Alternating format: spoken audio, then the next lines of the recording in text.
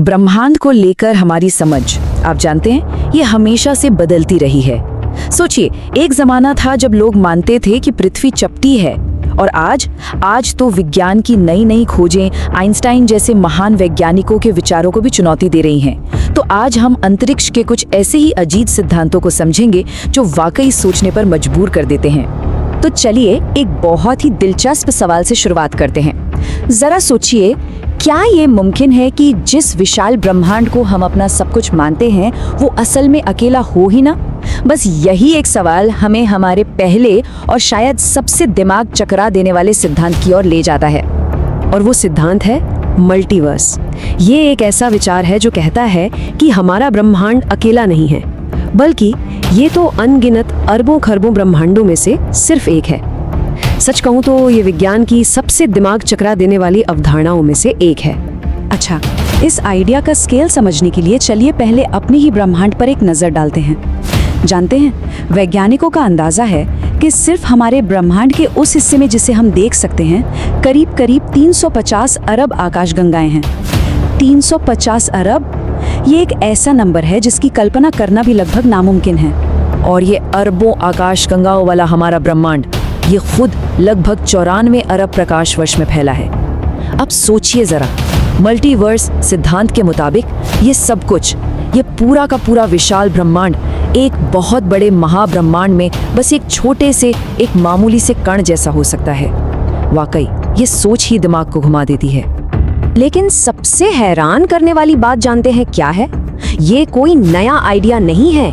इसकी जड़ें तो ईसा से भी 5 सदी पहले के ग्रीक दार्शनिकों तक जाती हैं। सदियों से इस पर बात होती रही है, और आज भले ही ये एक विवादास्पद टॉपिक है, पर इसे ब्रह्मांड विज्ञान में एक बहुत ही गंभीर सिद्धांत माना जाता है। तो सवाल ये है कि आखिर ये मल्टीवर्स है क्या? देखिए, इसे समझने का सबसे आसान तरीका है एक बॉल पिट की कल्पना करना। जी, वही जिसमें बच्चे खेलते हैं। अब सोचिए कि उस पिट में मौजूद हर एक गेंद एक अलग ब्रह्मांड है, या फिर इसे ऐसे समझिए कि जैसे पानी के अरबों बुलबुले तैर रहे हों और हमारा ब्रह्मांड उनमें से सिर्फ एक बुलबुला हो। लेकिन सवाल ये उठता है कि वैज्ञानिक इस अजीब से आइडिया पर विचार कर ही क्यों रहे हैं? क्योंकि ये कुछ बहुत बड़े सवालों के जवाब दे सकता है, जैसे कि बिग बैंग से पहले क्या था। मल्टीवर्स थियरी के हिसाब से हमारा बिग बैंग शायद अनगिनत धमाकों में से बस एक था, और ये इस बात को भी समझा सकता है कि हमारे ब्रह्मांड के भौतिक नियम जीवन के लिए इतने सटीक, इतने परफेक्ट कैसे हैं, क्योंकि जब अनगिनत ब्रह्मांड होंगे तो किसी एक में तो ऐसे हालात बन ही जाएंगे, है ना? तो चलिए अब एक ऐसे सिद्धांत की ओर बढ़ते हैं जो मल्टीवर्स से भी ज्यादा चौंकाने वाला है। एक ऐसा सिद्धांत जो हमारी इस पूरी दुनिया की हकीकत पर ही एक बड़ा सवाल खड़ा कर देता है। सवाल ये कि क्या ये सब कुछ सच में असली है? मशहूर भौतिक विज्ञानी डेविड बोम ने कहा था कि वास्तविकता वो है जिसे हम सच मानते हैं, और जिसे हम सच मानते हैं वो हमारा विश्वास है।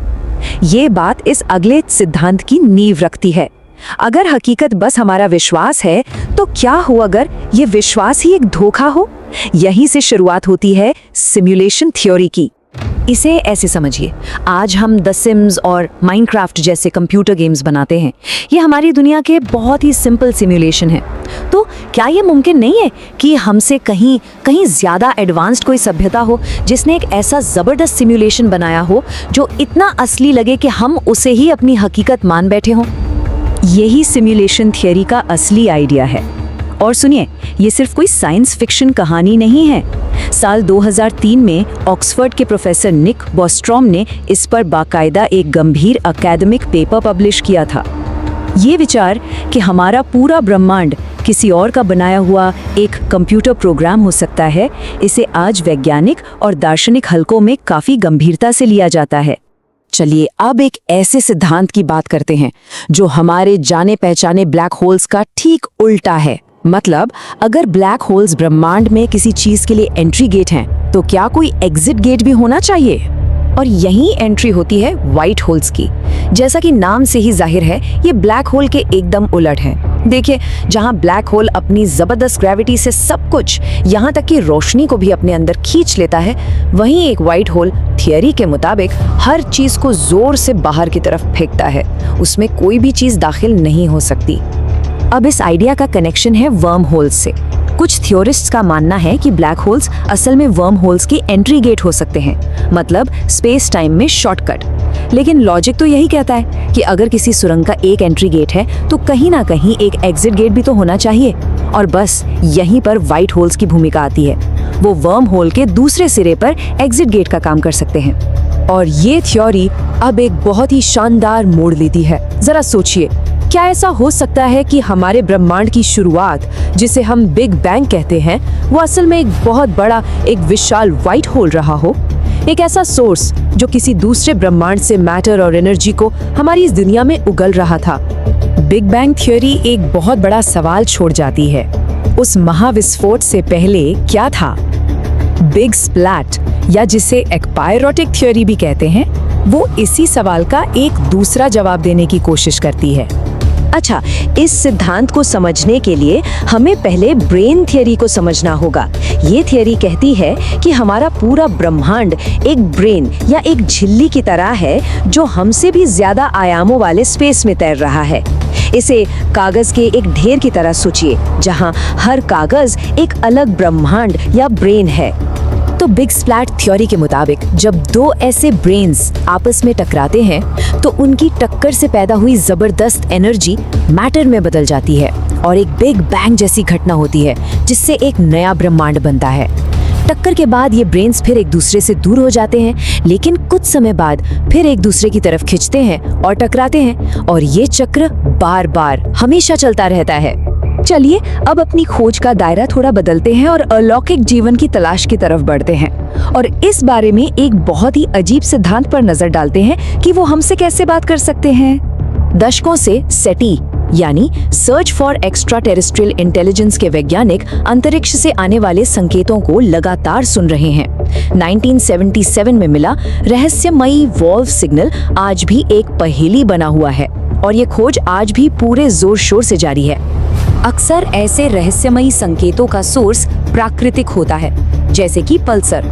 ये असल में विशाल तारों के बहुत घने अवशेष होते हैं, जो तेजी से घूमते हुए एक लाइट हाउस की तरह लगातार रेडियो तरंगे फेंकते रहते हैं। लेकिन क्या हो अगर ये सिर्फ प्राकृतिक न हो? और यहीं पर एक बहुत ही अजीब थ्योरी सामने आती है। क्या होगा अगर कोई बहुत ही एडवांस्ड सभ्यता इन कुदरती लाइट हाउसों का इस्तेमाल कर रही हो?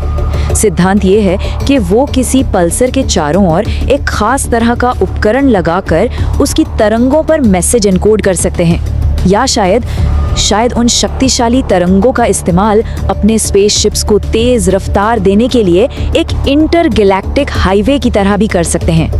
मल्टीवर्स से लेकर सिमुलेशन तक और व्हाइट होल से लेकर एलियन लाइट हाउस तक, ये सभी सिद्धांत हमें हमारी अपनी समझ की हदों की याद दिलाते हैं, और ये सब हमें एक आखिरी सवाल पर लाकर छोड़ देता है कि अगर इनमें से कोई भी एक सिद्धांत सच निकला तो वो कौन सा होगा जो इंसानियत के बारे में हमारी पूरी सोच को हमेशा हमेशा के लिए बदल कर रख देगा।